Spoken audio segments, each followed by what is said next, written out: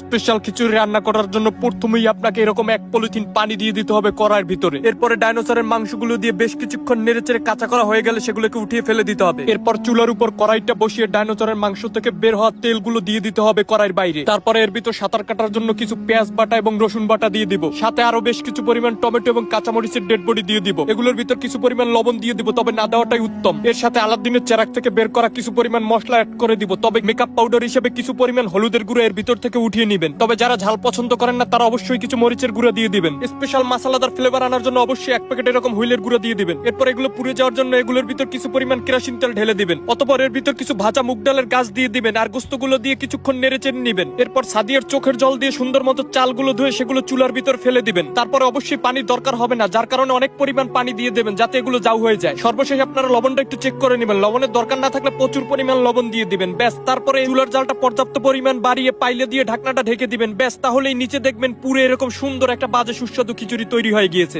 এত বাজে সুন্দর খিচুড়ি খাওয়ার জন্য কিছু তেলাপোকা এসে এখানে কান্নাকাটি করতেছিল, তারা খিচুড়ি না খেয়ে নাকি যাবেই না। অতঃপর তেলাপোকাটাকে কিছু খিচুড়ি দিয়ে বিদায় করে আমি নিজেও এক প্লেট নিয়ে বসে গেলাম খাওয়ার জন্য। এগুলো কান দিয়ে খেতে খুবই সুস্বাদু মজা লাগতেছিল।